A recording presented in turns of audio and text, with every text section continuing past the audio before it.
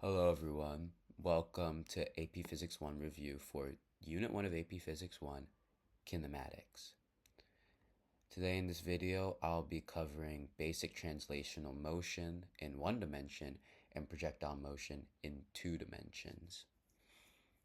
This is going to be a quick, fast-paced review video, and I'm going into this, or you should be going into this, under the assumption that you should already know these things and you just need a quick reminder and refresher of it.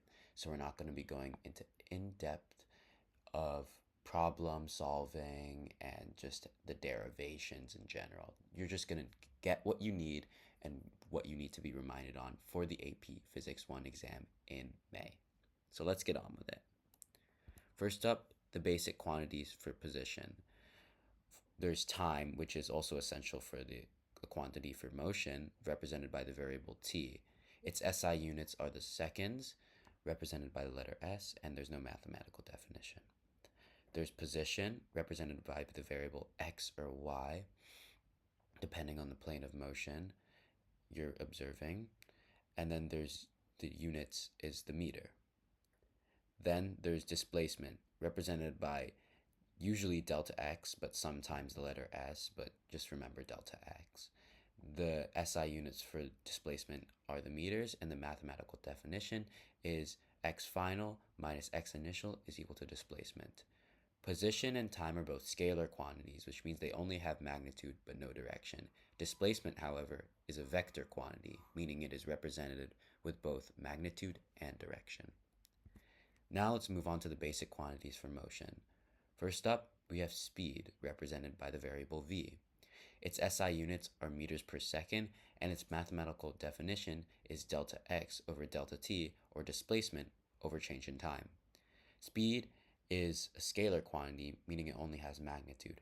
However, velocity, also represented by the same variable v, though sometimes with an arrow on top to denote that is a vector and we're talking about velocity and not speed, is represented by meters per second and also has the same mathematical definition as speed. It just has direction and magnitude.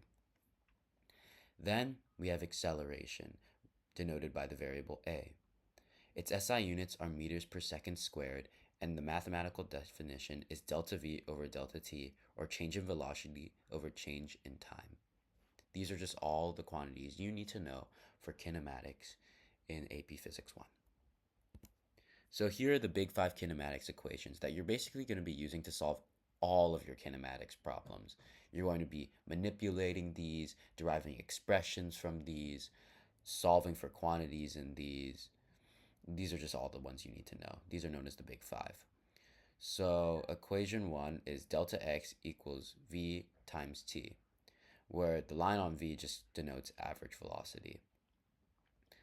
Notice that there is no acceleration in equation 1, which means that if the problem doesn't give you any acceleration or says there's a constant velocity, it's a big hint that you have to use that one. Then there's equation 2, which is v is equal to v naught or v initial, which is denoted by the subscript of 0, plus a times t. And this equation is missing position. So if you're not needing to solve position, you're not given it, maybe consider using this one. Now, equation 3, 4, and 5 are usually a bit more used on the AP exam more often than the first two, especially when it comes to more complicated problems. So I would look into mastering how to manipulate these. So equation 3 and 4 are both pretty similar, except that one uses initial velocity and one just uses final velocity. So the equation 3 is x final is equal to x initial plus v initial times t plus 1/2 at squared. Equation 4 is just pretty similar, and both of these equations are just going to be your bread and butter, basically. Then we have equation 5. This is the equation that is missing the variable t, or time. So, for example, if time is not given to you and or you can't solve for it in another way, then you should probably look into using this equation, which is v squared is equal to v naught squared plus 2a times x final minus x initial, which could also be simplified into delta x or displacement. So now on your AP Physics 1 exam, there will be probably some MCQs that will be concerned with graphical analysis. So for any kinematics ones, you'll be given both position versus time graphs or velocity versus time graphs. So on a position versus time graph that has a straight line, it means that there is a constant velocity. The area under the position versus time graph is equivalent to the displacement. And the slope of a position versus time graph that is constant is the velocity. Now, you'll also be encountered with quadratic position versus time graphs sometimes. And while the area under the curve is still the displacement, we can't really solve for that without using calculus. So we shouldn't be concerned about that. The only thing you need to know from a quadratic position versus time graph is that it means that there's a constant acceleration. And then there's exponential ones which have increasing acceleration, but that's not covered because kinematics only concerns itself with constant acceleration.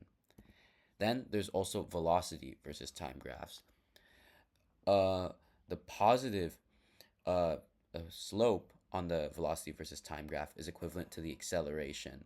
And in AP Physics 1, you'll only have velocity versus time graphs that you'll have to analyze with straight lines. So either a positive slope up, a negative slope down, or a flat slope. So as the figure shows, a positive slope means positive acceleration, a flat line denotes zero acceleration, and negative slope denotes negative acceleration. Now let's go over the probably more conceptual and more difficult part of the kinematics unit in AP Physics 1, which is projectile motion. It's basically just when an object that has some velocity is moving under the influence of gravity. So when considering projectile motion, we have to consider both horizontal motion and vertical motion. In horizontal motion, the velocity or the horizontal velocity is always constant, meaning there's zero acceleration. This means that to solve for horizontal motion, you should use the first equation from the big five kinematics equations I showed earlier. For vertical motion, there's constant acceleration due to gravity, which can be either 9.8 meters per second squared or 10 meters per second squared or 9.81 meters per second squared. All those numbers are acceptable on the AP Physics 1 exam.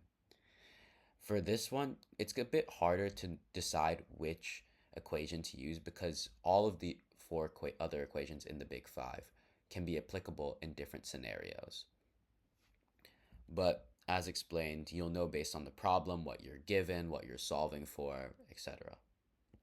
So some common problem types on the AP Physics 1 exam or the MCQs would be finding the maximum range, which is the total horizontal distance traveled by the projectile, finding the total time of flight of the projectile, or finding its maximum height. So for a general solving process that's applicable to all three of these problem types, you should always break the initial velocity, if given, into components using v naught x is equal to v naught cosine theta and v naught y is equal to v naught sine theta. You should also always treat horizontal and vertical motion separately using their own separate equations and only use time to connect the two dimensions together. So to find the flight time, use kinematics equation 3, and if you need a reminder of it, just rewatch and rewind. Now, set delta y equal to 0 and then solve for time. That's how you find the flight time. To find the maximum height, recognize at the top of the motion, vertical velocity is equal to 0 because it's now changing directions and falling down. Then use kinematics equation 2 to solve for the time, and then plugging that time in, use the third kinematics equation to solve for y, and that's how you get the maximum height. To find the total horizontal range, find the total flight time using the process mentioned before on how to find the total flight time, and use the equation for horizontal motion because horizontal velocity is constant. All right, thank you guys for watching.